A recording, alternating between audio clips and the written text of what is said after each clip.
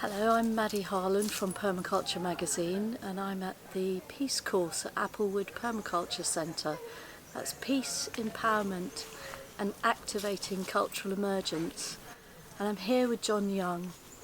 Jon, I'd like to just ask you, how do we, as well as we can, fully prepare for the future that is coming towards us with such a sense of urgency?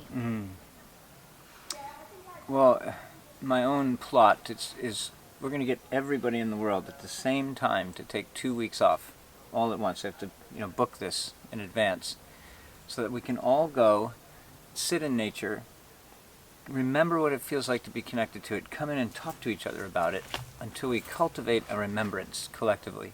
And that way, if one of us has that experience and then comes back to work on Monday, everyone won't look at them like they're crazy. We all have to go crazy exactly at the same time in a really, really good way. And then remember, we're part of this living earth, and that is actually a real thing and not an idea. It's not a book on a shelf. It's really who we are.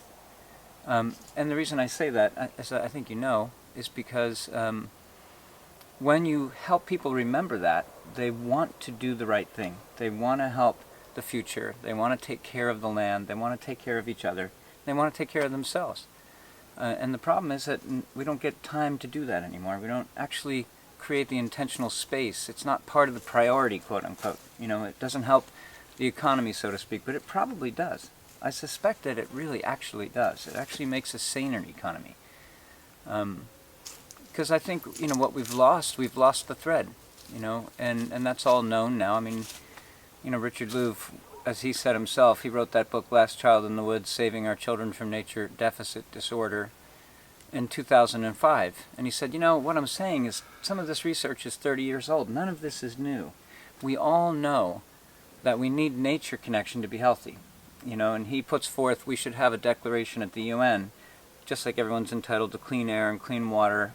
They're all entitled to nature connection because the science now knows that we're more creative, we're happier, we're healthier, we're more vital, we have a bigger heart. Conservation ethic is driven by nature connection.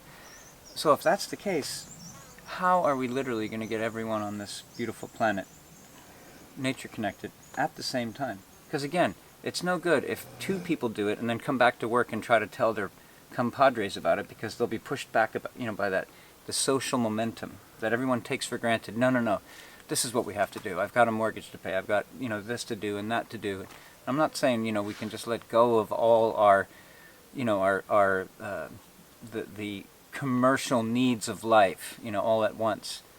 But we do have to make space for the priority of remembering what it means to be human and what it means to be alive and part of a living world. Tell me, what happens when we deeply connect? How do we feel it, know that it's happening?